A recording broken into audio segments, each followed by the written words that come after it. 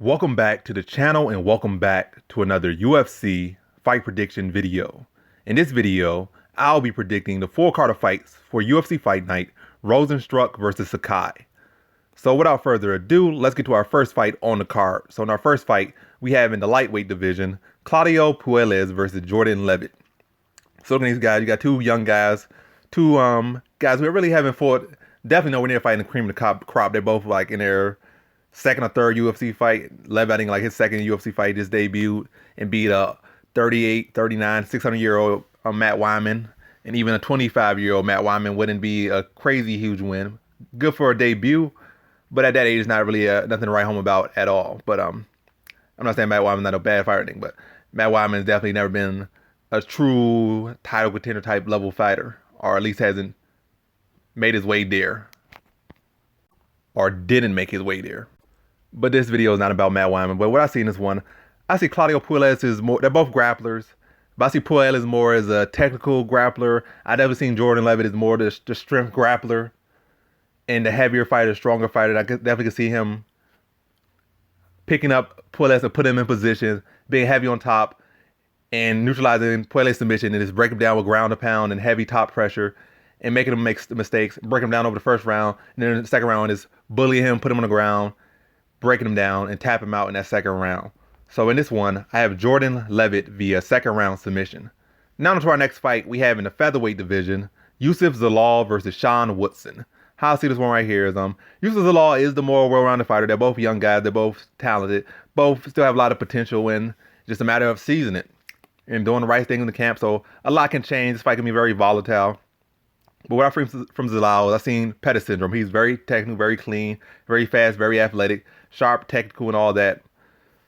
But again, some flaws on the feet. Don't really do that well with some good pressure and striking at times. Hasn't really fought too many of those just yet. So again, Pettis syndrome, but still young fighter and stuff that could fall out of that syndrome. But again, I mean, it's not nothing wrong to be Pettis, but you definitely want to have your own legacy and not have the same flaws.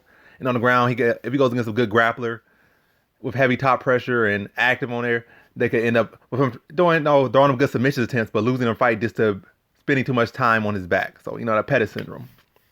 And going against Sean Woodson, I've seen some good wrestling here and there from Zalal, but he's not a guy that has been truly consistent. Oh, this guy is going to be able to stuff the takedowns, out wrestle just about everybody at this lower level or upcoming level where he's at right now. It hasn't been the case. It's been here and there. Like some fighters he out wrestled, like some of the lower guys he out wrestled, and then some fights he kind of had it tight, grappling was kind of tight. But for the most part, typically he's the one getting out wrestled in these fights, or at least getting out takedown, which is still getting out wrestled. And I haven't really seen a great consistency with his offensive wrestling. So if that's his real biggest path to victory against Woodson, it's not the most reliable path, but I would say he is the more well-rounded fighter. So if he can mix it up, set things up and score takedowns and really start working the ground, this is his fight. He might even be able to get a finish if he can consistently get takedowns and also maintain control, land some good ground and pound, and really spend some time there and be able to work there, then he could potentially get a submission. But while I've seen this one, I think Woodson has pretty decent takedown defense, and it's going to be that's where Zalal is going to want to mix it up with on the feet. Definitely can mix him on striking as well, and definitely has all the skills to be able to win this fight in the striking matchup. But I think Sean Woodson's length is going to be an issue. I think his boxing is going to be an issue. And I think his takedown defense is going to be an issue. Also, his size is going to be an issue. I think he's going to have Zalal fighting at his range too much, and Zalal's going to fall behind in the strike differential. And it's going to be on Woodson's side, and Woodson being able to keep the fight behind the jab and work behind the jab, and Zalal being a beat behind, and Woodson being able to outstrike him to a decision. So in this one, I got Sean Woodson via decision. Now to our next fight, we have in the women's flyweight division, Fiorot versus Tabitha Ricci. So in Ricci, you got a phenomenal BJJ practitioner. I'm not going to say phenomenal. You got a solid BJJ practitioner in Tabitha Ricci, but a little bit untested. You got Fiorot, only a few more fights than her, but for a little bit of higher level competition.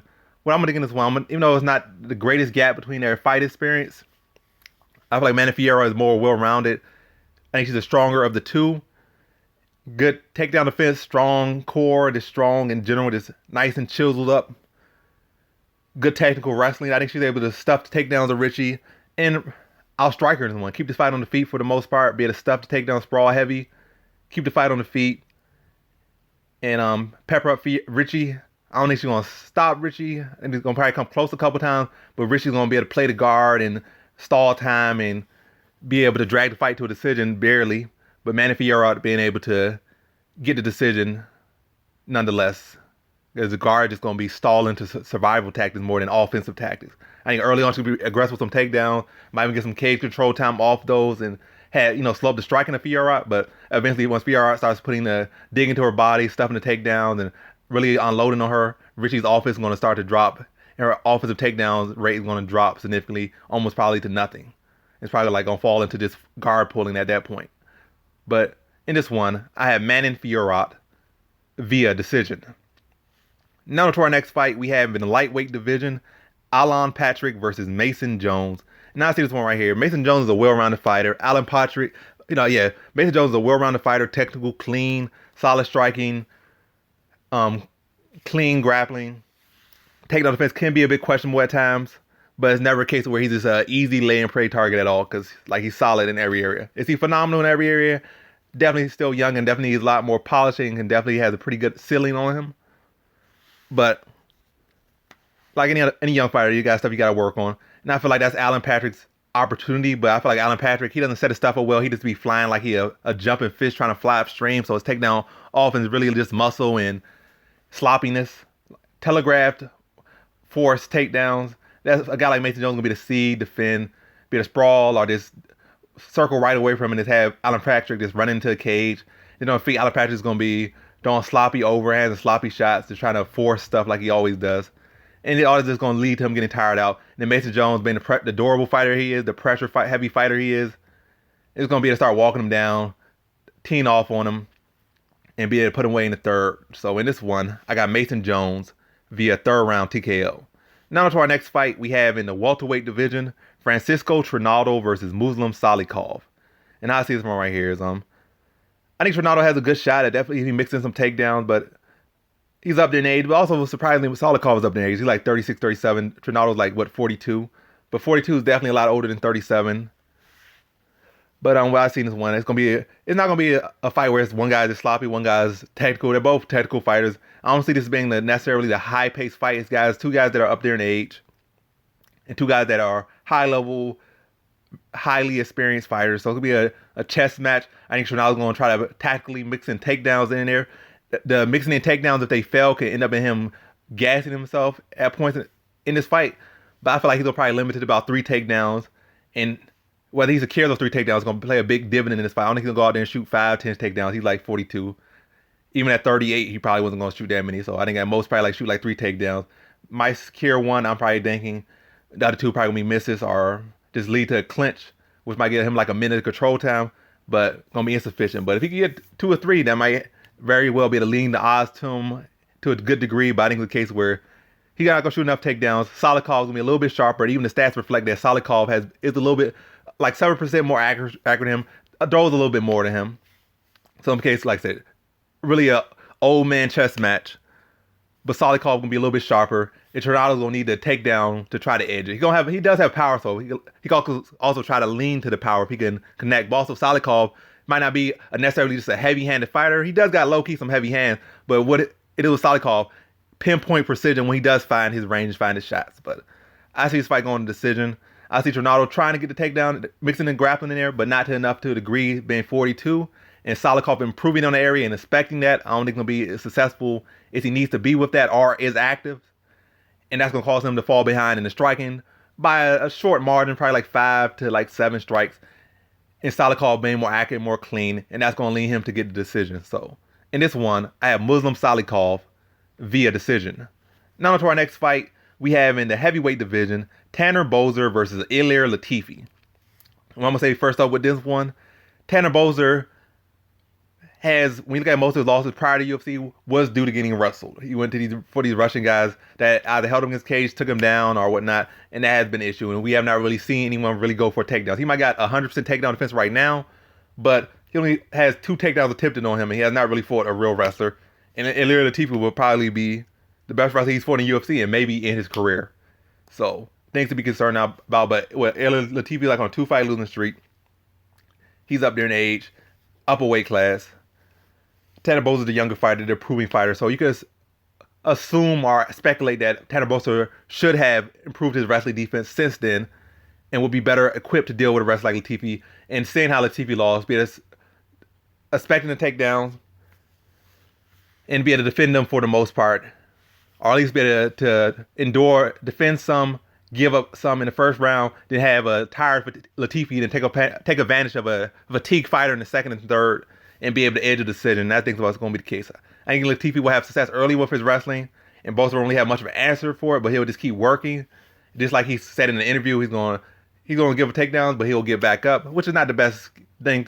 You're betting on the guy, it's not the best thing to hear, but get back up to his feet, take Latifi into the later rounds, or at least to the second round, out of the first round, and just continue to pressure and work on him, throw volume up at him, and started to wear him down and take away the effectiveness and the accuracy with those takedowns down tremendously, and it's take the work down and outwork a fatigued Latifi to a decision. So in this one, I got Tanner Boser via decision. Now to our next fight, we have in the women's flyweight division, Montana De La Rosa versus Ariane Lipski. And how I see this one right here is, Lipski, I just think has had a bad track record of dealing with people that have decent grappling, indoor wrestling, and going to put her on her back. She has had a little bit of bad track record. Even Molly McCann was able to take her down and hold her down and outwork her to a decision. And I think Montana De La Rosa is a much better wrestler than Molly McCann. Striking-wise, Molly McCann is probably the better striker, but Molly McCann's defense is iffy, so Montana De La Rosa might even be able to beat her in a striking match. So Molly McCann has her skills and stuff, but the main thing that separated her against Lipski was the takedowns and the control, and I think Montana De La Rosa does have that. Decent submission defense skills, solid wrestling, one of the better wrestlers in this division, and Lipski has shown a weakness to that, so I feel like Montana De La Rosa is going to put her on her back consistently, be able to hold her there, and it's really largely win this fight due to takedowns and control time. So in this fight, I got Montana De La Rosa via decision. Now to our prelim headliner, we have in the featherweight division, Makwan Amirkhani versus Kamila Kirk.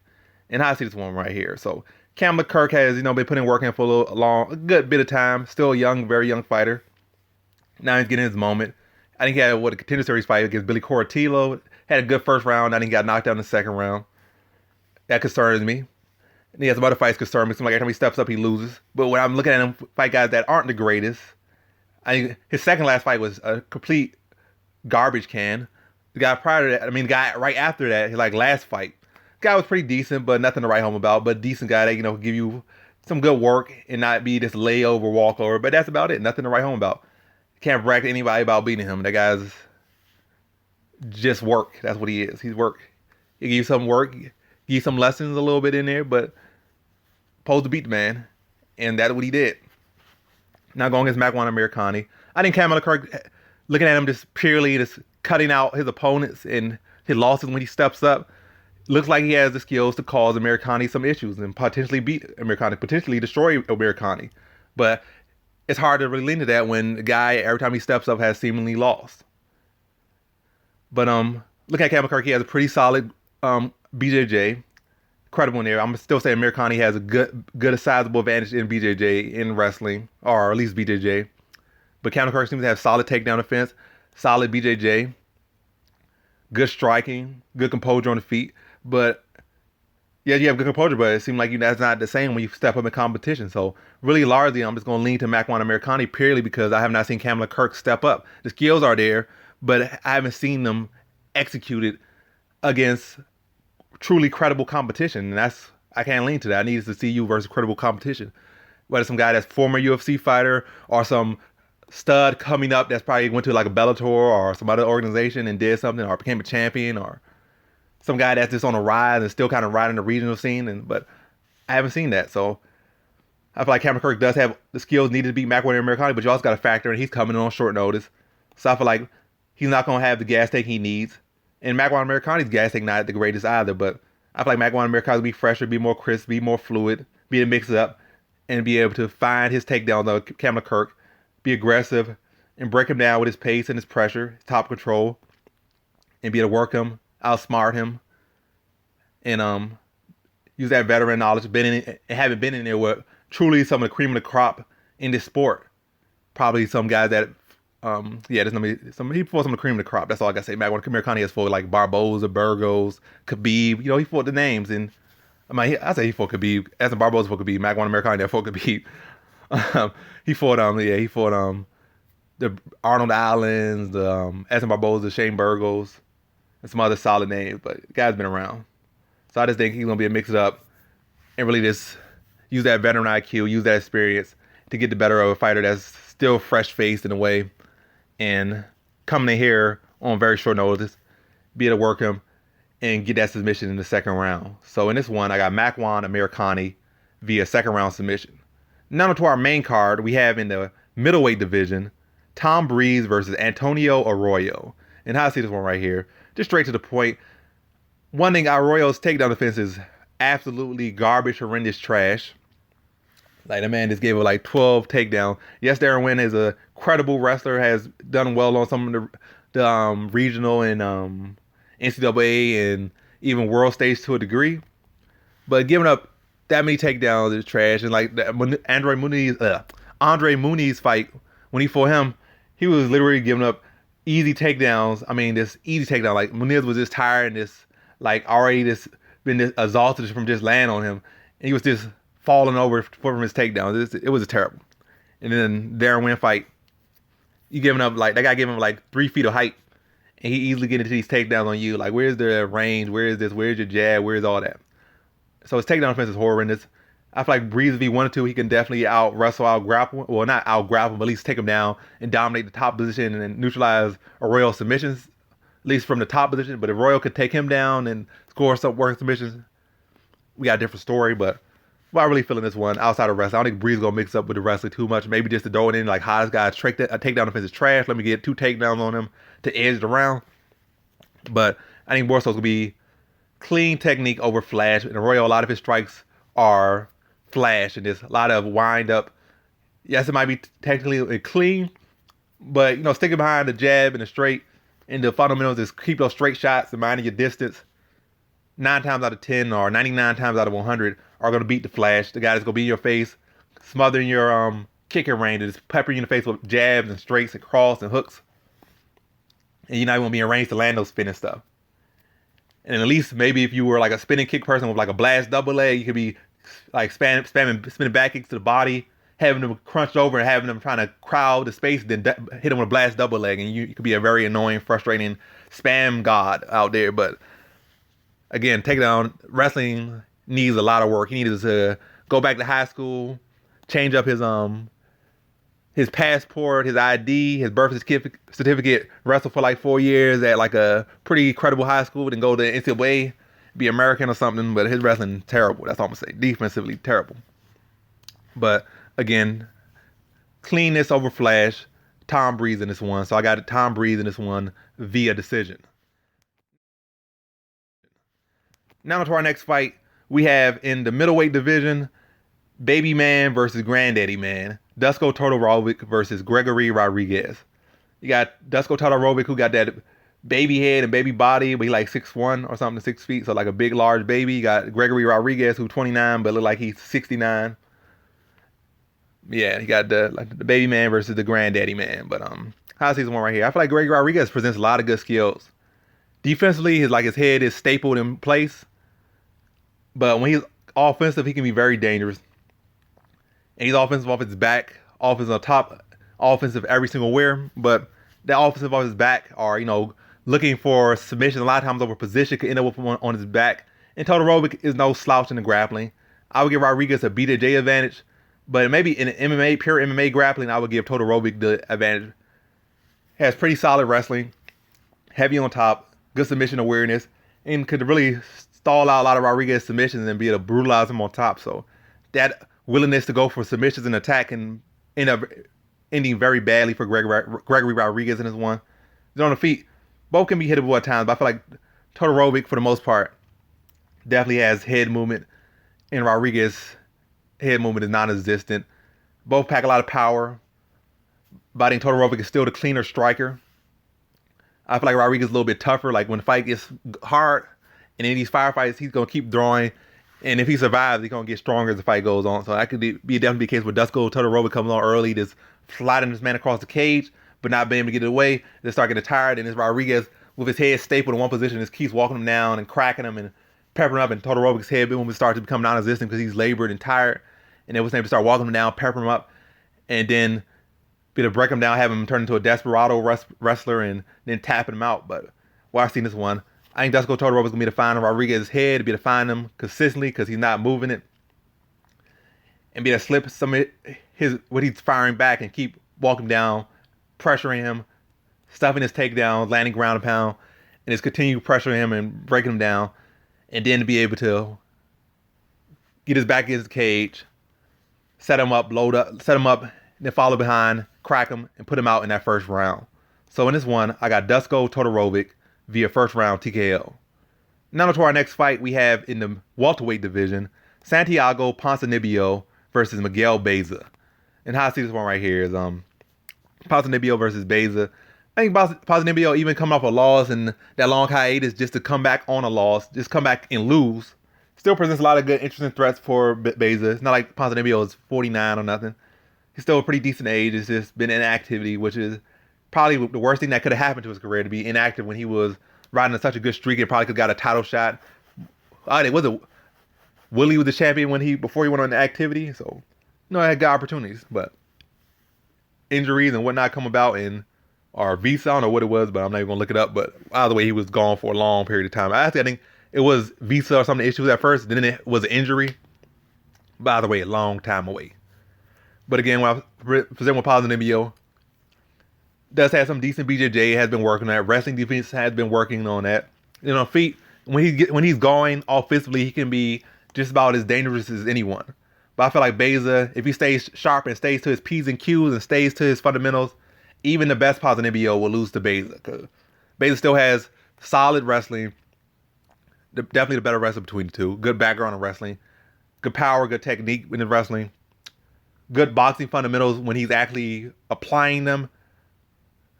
Never staying flat-footed, moving his head, sticking behind the jab, and then along with that mixed in takedowns. It's hard to beat a guy like that.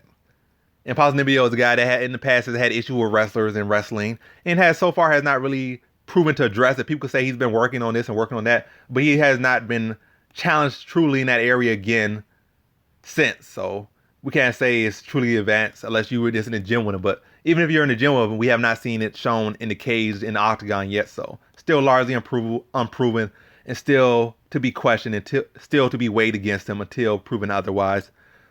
But again, with this one, I feel like Miguel Baeza stays sharp and stays behind his fundamentals and doesn't get caught in a firefight, which at times he can be, and stays like sound, standing solid, keep a good head on his shoulder, sticks behind the jab, keep his head moving, keep his feet moving, taking advantage of Ponzinibbio when he tries to pressure or gets frustrated by Baeza staying clean and fundamental, and then hitting with blast doubles or ducking under him and securing takedowns. I see him being able to coast to a pretty dominant decision over Ponzinibbio, and I think that will be the case. So in this one, I have Miguel Baeza via decision. Now to our next fight, we have in the middleweight division, Roman Dolidze versus Laureano Staropoli. And looking at this one, Staropoli's takedown defense has been highly questionable. Dolidze might not be the most phenomenal wrestler, but he will be a former light heavyweight versus a former welterweight. So I think that could be a good thing and bad thing for him, because the smaller guy will have better reaction timing and be able to see these takedowns, receive them, and be able to quicker get back, sorry about that stutter. Sorry.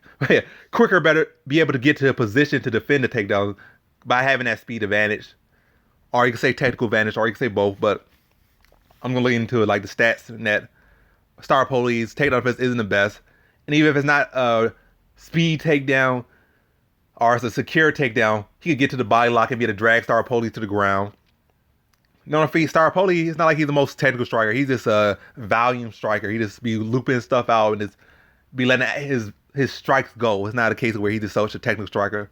He don't have clean boxing. And some guy said, I'm forgetting the guy's name before it anyway, but somebody was saying, if he lost to this guy, he'll lose to that guy. But that guy actually got clean boxing and clean striking, with Staropoli just a big loopy striker. And he's not going to have the same size at middleweight. He's going to give up size, which he had at welterweight. He's not technical, so it's not like he'll come up here and be a super technical fighter for a middleweight division. So middleweight, technical striking wise, he's still lower tier as far as even the middleweight division. He coming to weight. It's not like was a super technical welterweight striker. So at middleweight, not gonna have no great technical advantage. We'll have a speed advantage, but not a technical advantage, or a heavy technical advantage. At least with nobody really that's been putting in work in this division.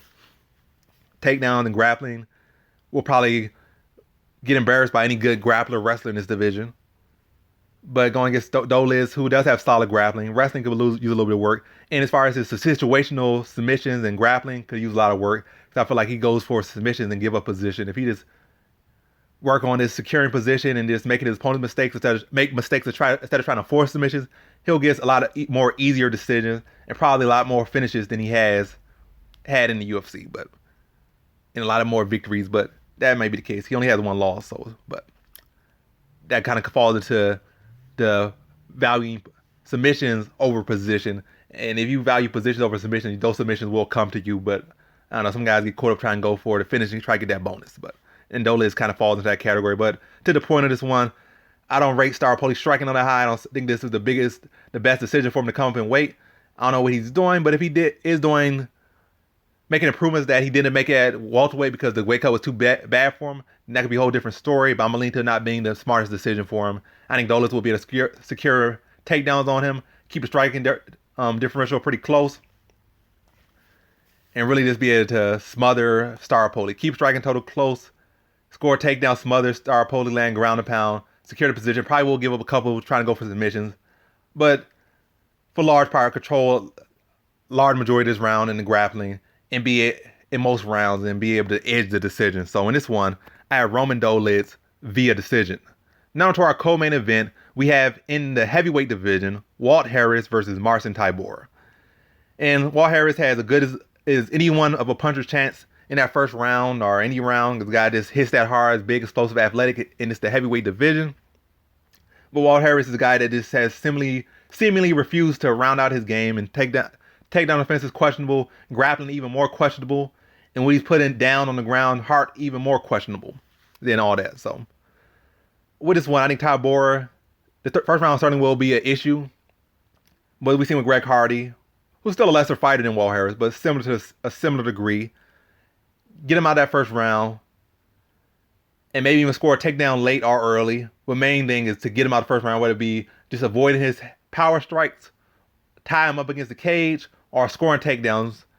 The whole point is take him out of the first round, make him expend energy, make him lose that pop, take him to the second round, get him down, don't let him up, pound him out, and get him out in that second round. And I think that's what Tybura will do. So in this one, I have Marcin Tybura via second round TKO. Now to our main event, we have in the heavyweight division, Jairzinho Rozenstruik versus Augusto Sakai. And I see this one right here is Jairzinho is definitely coming off a bit of a bad loss, and he also got knocked out by Ngannou, probably a fight, like, I don't know, 2 fights prior or something like that. Augusto Sakai is coming off a loss to Overeem. Some guy that, a guy or some guy like Overeem isn't a legend, but it's just the way I'm talking about it. All respect to Overeem. But come off a loss to Overeem, we got finished in the 4th round. Got outsmarted, got gamed. Overeem just took all his best shots on the arm, looked for his takedowns, and was able to dominate Sakai on the ground every single time, and then eventually able to put him away in the 4th round in that fight. Also, Sakai really lost to Andre Arlovski. Andre Arlovski put on a striking clinic against him, but I guess the judges just didn't like Arlovski that night, so he lost to 2 people that Rozenstruik knocked out. Just to say that, but it's just not MMA math. What I've really seen this one, I think Sakai is pretty hittable. I see him hit by a lot of flat-footed overhand wrestlers. He does got pretty good offense, largely unproven ground game, especially in that Overeem fight showed that his ground game is nothing to write home about. So I'm going to say that is offensively and defensively. Not really right. I might even say Rozenstruik might get better grappling, but I'm not even going to go there. At least defensively, he deals better with grapplers than Sakai or people that's trying to take him to the ground in defending takedowns. So in that instance, he's clearly better in that area. Offensively, I'm not going to say nothing because we have not really seen Rozenstruik offensive grappling, so Sakai probably will have the advantage there. But we haven't really seen Sakai's offensive grappling either, so I already see this as a striking matchup. I think Sakai will probably try to come in with volume. And we can't compare him also Gain did. Gain is a much better, or Gon has proven to be a much better striker than Sakai. And even just not even look at success-wise, technical-wise, Gon is always on his feet, switching stances, constantly sticking a jab out there, mixing his shots well, throwing feints. Just a much higher level striker than Sakai. Sakai, like I said, he has good offensive striking to an extent, but definitely not to the level of a guy like Gon. And I feel like Sakai's defense is definitely questionable and definitely hittable. Been hit by a lot of flat-footed, shorter fighters, and in general, even gave up a round significantly to Chase Sherman. So a guy that's, like I said, very hittable, decent striking. And really with this one, you're going to lean to Sakai, you're leaning on basically volume, or potentially in that volume and being a heavyweight fight, he'll be able to put the volume on him. And I'll work to Rozenstruik.